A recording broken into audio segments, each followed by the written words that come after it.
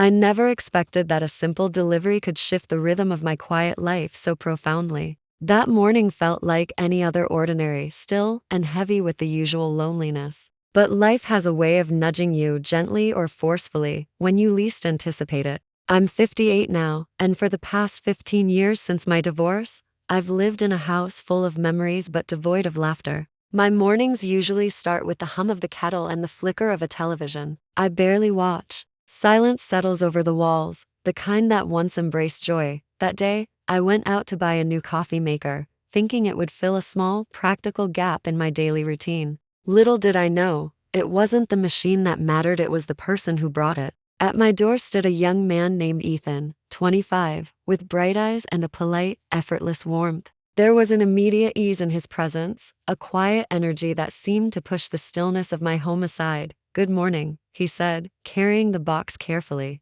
There was nothing dramatic about him, yet the way he moved, the gentle curiosity in his gaze, made the room feel alive in a way I hadn't felt in years. He looked around as if trying to read the story the walls held, the unspoken chapters of my life. "You live alone?" he asked softly, not in passing curiosity, but with a subtle understanding that struck deeper than I expected. I nodded, feeling a tiny flutter of surprise at how gently his words landed. It was rare to encounter someone who seemed to grasp the quiet ache of solitude without needing explanation. As he set up the coffee maker, our conversation started with small talk: how fast life moves, how easily people drift apart, and how loneliness can make even a crowded room feel empty. Then it shifted, naturally, into something more intimate. Ethan spoke of moving to the city, finding his footing, and adjusting to life away from the familiar. I shared what it felt like to start over when the world assumes your story is already written.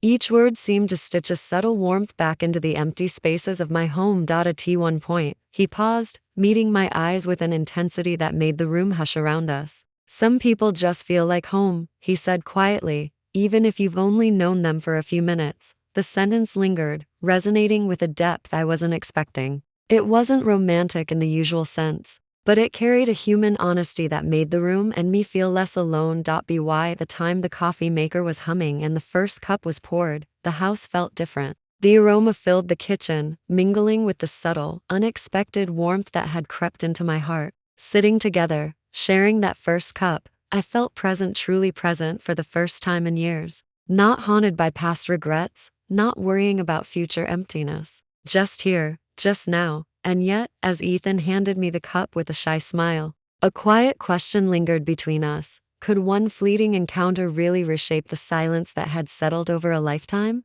After Ethan left, I found myself lingering in the kitchen, the warmth of that brief encounter still radiating through the room. The coffee steam curled into the air like a fragile promise, reminding me that even the smallest gestures could ripple far beyond their moment. I poured myself another cup, savoring the aroma. And for the first time in a long while, I felt a subtle excitement pulse beneath the quiet of routine. I thought about Ethan, his easy smile, the soft curiosity in his voice, the way he seemed to notice the life I had built in these quiet walls. It was extraordinary how someone could enter your life for such a short time and make you feel seen, really seen. Loneliness often dulls the senses, but he had awakened something I thought had long faded. Over the next few days, I found myself replaying our conversation. I wondered about the small details of his life that he shared, the city's chaos he was learning to navigate, the sense of dislocation that comes with starting anew. I imagined him walking streets I would never see, carrying the same warmth and quiet attentiveness that had so unexpectedly brightened my morning.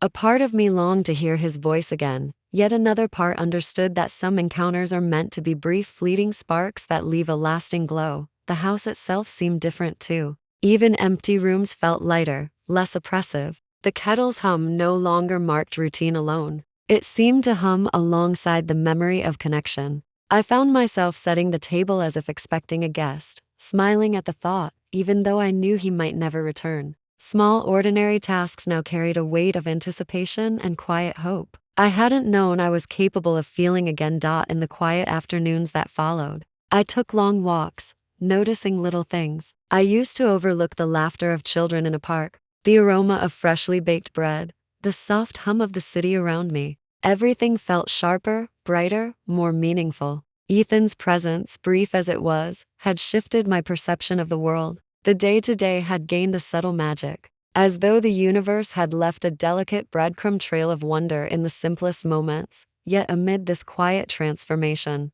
there was a tension I couldn't shake. What if the connection was meant to remain just that, a single moment suspended in time? My heart had opened, even just a little, and the thought of it closing again felt unbearable. I realized that the longing I felt wasn't just for Ethan. It was for the acknowledgement that life could surprise me. Still, that warmth could enter spaces I had resigned to emptiness. That evening, I brewed a fresh cup of coffee and carried it to the living room, the scent filling the air like an invisible tether to that morning. I sat by the window, watching the sun dip below the rooftops, and felt a gentle shift inside me. There was a new rhythm now, a subtle pulse of possibility threading through the quiet. Perhaps, I thought, some strangers arrived not to stay, but to awaken the part of you that had forgotten how to feel alive. As the night deepened, I caught myself imagining his smile, the way his eyes crinkled when he laughed softly. And in that imagined moment, I realized something profound. Hope doesn't always arrive in grand gestures or sweeping declarations.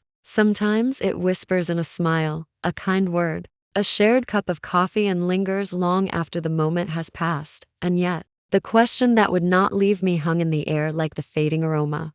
Would our paths ever cross again? Or was this beautiful warmth destined to remain a memory, as fleeting as the morning sunlight? The next morning, I woke earlier than usual, the memory of Ethan still vivid in my mind. I brewed coffee, savoring the familiar aroma, but today it carried something more, an echo of possibility, a hint of anticipation. Life had shifted subtly but unmistakably, and I realized that even brief encounters could leave lasting imprints on the heart. I found myself reflecting on the nature of connection. How strange it was that two people from entirely different worlds could share an hour and leave an invisible thread binding their experiences. Ethan's presence had reminded me that intimacy isn't always measured in years, shared homes, or constant contact. Sometimes a single, genuine conversation, a kind gesture, or the warmth in someone's eyes can be enough to awaken the soul. Days passed, and I noticed the small ways life felt different. The morning sun streaming through the curtains seemed brighter. The quiet hum of the kettle sounded like an old friend greeting me.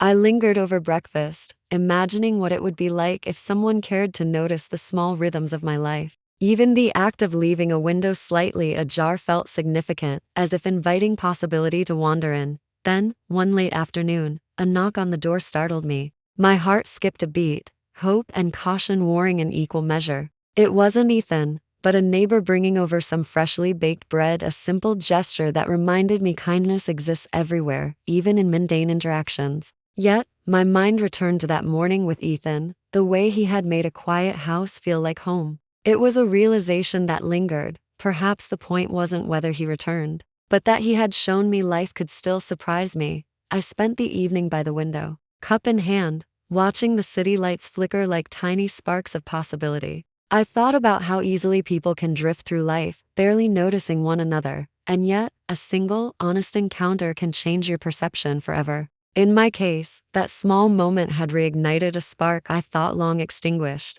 It was subtle, almost imperceptible, but it mattered. As night fell, I felt a quiet gratitude. For Ethan, for the coffee that smelled of warmth and hope, and for the gentle reminder that even in solitude, life could offer fleeting yet profound connections. There was a soft ache in knowing it might not happen again, but that ache was now mingled with something sweeter, a recognition that the heart remains capable of opening. Even after years of quiet, perhaps that's the magic of certain meetings. They don't need permanence to matter. They only need presence, honesty, and the courage to show up fully, if only for a moment. And so, with the last sip of coffee warming my hands, I allowed myself to hope again, quietly, gently, without expectation. In the stillness of the night, I smiled to myself, realizing that sometimes the universe doesn't send grand gestures. It sends small, perfect moments, a stranger's smile, a shared cup, a fleeting connection that leave us forever changed.